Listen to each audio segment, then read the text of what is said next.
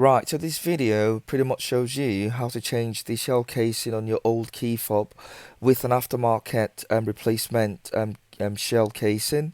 So I've got the shell casing in my hand. It's pretty brand new. It doesn't come with the emblem, the Audi emblem at the back, but you can order that separately. So would I fix that, in a short while? And that's the logo or the emblem that you've got, in the packaging. You've got sometimes you've got two in the packaging, sometimes you've got four. It's also got like, you know, a adhesive tape, that you can take off and affix to the back of the key fob. If you can't do that, if you wanted to stick it a lot more, you can use Loctite or your super glue, HV, or whatever type of glue you have that could make it bond onto the um, plastic key fob. The self-adhesive tape is sufficient enough anyway, so we'll get a screwdriver, twist it around, flip the top cover open, you've got the batteries there, take that out, and straight away you can see three Torx screw heads. So you can get away with using like a small Phillips screw on the largest height screw, but on them two smaller ones over there, you'd need like your precision magnetic screwdriver, set. You can get that from like the set Torx mini hex bit, usually used for your phone and your PCB laptop. So I'll show you what I mean here. So with this, Phillips little miniature screwdriver, I'd get out the larger screw size here. But this is a Torx head, but I can get away with using, the Phillips head, from very clever at it. Just screw it out. It wouldn't chip or, there wouldn't be any wear and tear on the head of the screw. It's just, I pretty much take that out easily. But when I try to use this screw here, it wouldn't work. It's just going to be, you know, spinning around, without any traction. So I'd need the precision magnetic screwdriver. It's a Torx set. So I just, pretty much do some, trial and error and just see which of the screw bits, fits into the screw head. So you've got a couple of Torx heads. Yeah, I just have to find out which one fits into the what size fits into the head. And it's got a magnetic bit holder for them bits, so I can just slide them off, stick it into the magnetic bit holder, and try to torque open them screws.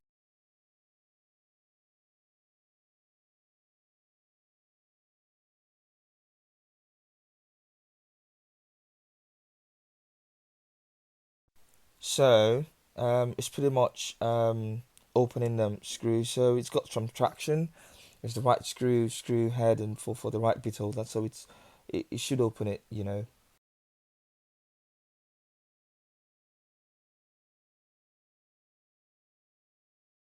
So the next thing to do is to twist open the side of the fob, with a Phillips head screwdriver.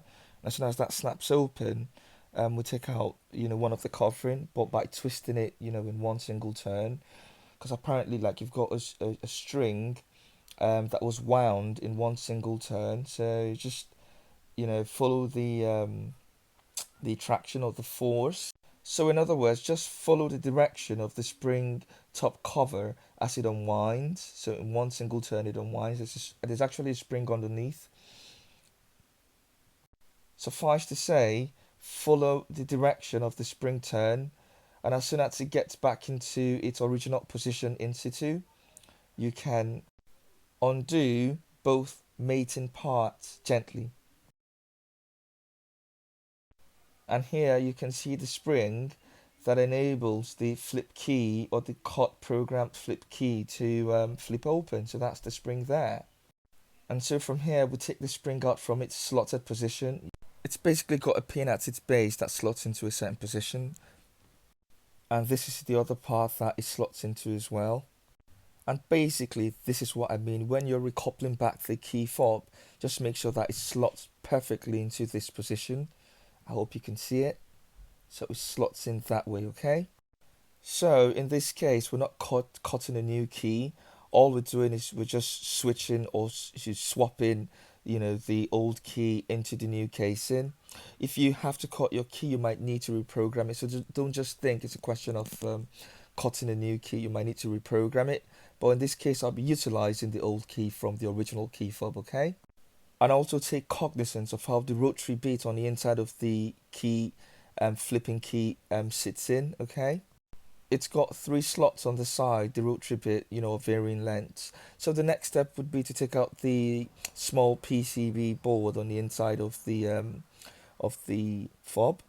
So I'd use like a screwdriver lightly to extract it from its sides.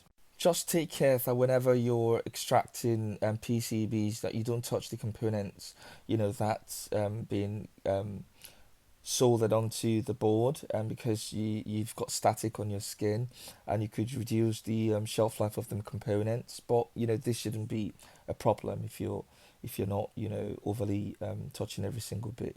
So you can see that my hand is relatively on the sides of the PCB.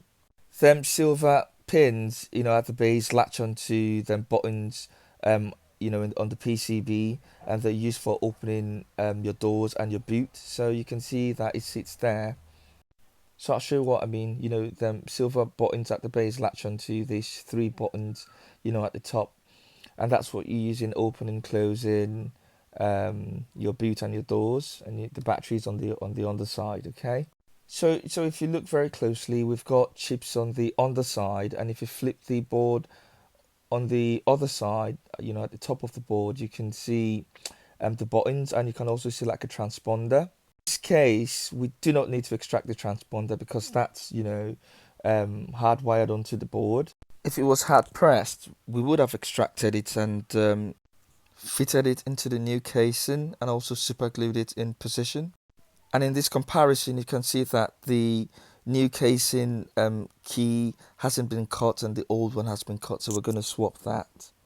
So we're pretty much going to repeat the process for opening the new casing, just as we did previously in the original casing. And if you look at the screw heads here, you'd find out that the aftermarket new shell casing has got virtually just Philip heads. They haven't got like the Tox heads that would, so we wouldn't require the screwdriver. Okay, we might still be able to use it though, but I think the Phillips screwdriver should be appropriate here. So we'd use that and undo them screws.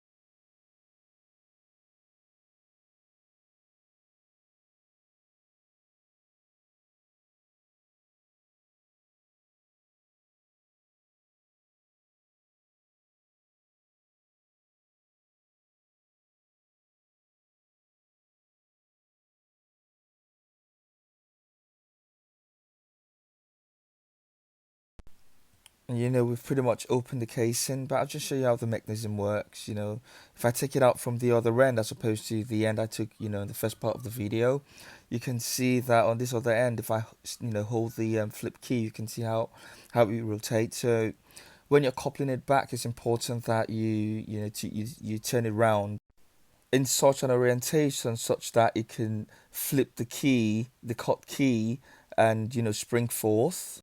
So at this stage, I'll pretty much swap the new key for the old key and swap the components in the old casing, swap that and place them in the new casing. So essentially, just make sure that it sits properly in the new casing, but just make sure that it's not pushed too further in. Otherwise, when you couple it together and you press on the buttons that opens the boot or flip opens the door, closes the door, it wouldn't hit them three little buttons that you see on the PCB. So I'll take it out again so you can pretty much see just about where it sits, on the inside, edges. Just make sure that it's not pressed, firmly too down. Otherwise, the buttons wouldn't be able to reach it and stuff. But, just trial and error. Just keep adjusting until you've got, your favourable contact. And so from here, I'll pretty much just clean the old programmed key with isopropyl alcohol, as I'm not, going to go through the hassle of cutting a new key and programming all together. So I'm pretty much salvaging the old key and taking out as much dirt and grime that I can get off the key. The key is one of the places that experiences a lot of contact. You take it out from your pockets or from the key pouch every morning and evenings and stuff. So just get the cleaner once in the blue moon. So I just probably just give it some clean. So this is pretty much the old and the new key. And like I said, we're not taking out the transponder from the PCB and gluing it into the new casing. The transponder is not underneath the PCB board. It's pretty much affixed to this PCB board. So it's just going to come off with the PCB anyways. And the higher bit, in the rotary bit that sits in the kit, which is what we've got here, sits, in its own orientation or, in its own allocated slot, here, just about here, on the key, on the cut key, okay. So they each have their eligible or slotted holes, and I just kind of work it out that the longest bit goes there. Just if you're unsure, just slot it through and see how it looks on the other end. You should be able to work out what goes where. Okay.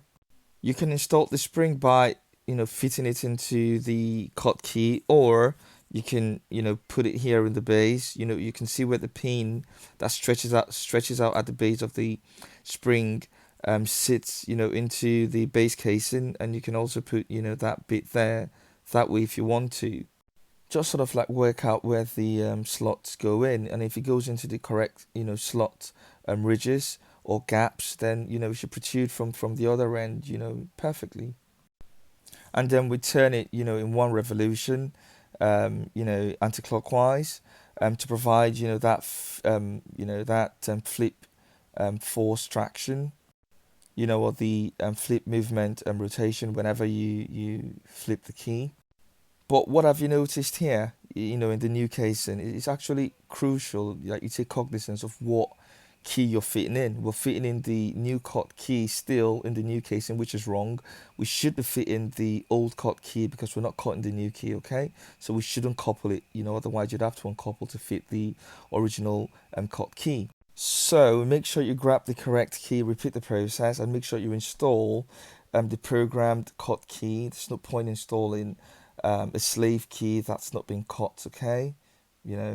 So basically just repeating the same steps, put the cut key into the correct and respective slotted gaps or ridges. So as we slot that in, we've turned it around anti-clockwise in one rotation, and then subsequently couple the upper casing onto the lower casing, and put the appropriate screws in the appropriate holes. And you can see instantly that the flip mechanism just kind of works without even having coupled the screws in. Then afterwards, stick the battery in and the cover, and clip it together until it makes a clicking sound or audible clicking sound. And if you fitted it correctly, if you press any of the buttons, the red light should begin to flash. If it doesn't flash at all, then it must be as a result of the way you fitted the PCB, so you need to open it up again. Strip it down and check the PCB installation. It might be that it's fitted way too up, or you've compressed the PCB board or pushed it way too down. So just if it's been pushed way too down, the curved silver bit where the battery sits in would be protruding out way too much. That bit there. You may struggle to close out the cover, the casing. Once coupled, the flipping mechanism should work correctly as it does here. And next would be to fit in the emblem or logo. The self-adhesive tape should stick on fine, but if you want to use glue, it's up to you. But if you're going to use glue, don't mask it. And when you mask it and you glue the emblem onto the external casing for longevity, and when you're peeling up the tape, it's going to come off with some glue too as well, and you're gonna have a messy fit. So I would advocate that you just use the self-adhesive, but if for longevity you can use the glue, if you're very careful not to spill it over. Basically just use very small amounts, okay? Or a very tiny thin spread. And if you do not mask, but just use excess glue, this is what I mean here. If you wipe the glue off, the excess glue, that's going to chip off or cut off on some of the material of the wiping material, and because of the strength of the glue, that's going to stick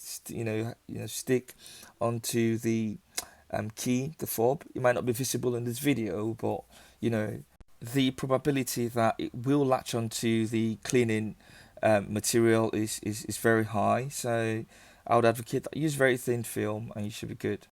If you found the information in this video useful, don't forget to subscribe, like and share, and hopefully catch up with you soon as I've got more upcoming videos. Thank you for your time. Thank you for listening. Goodbye.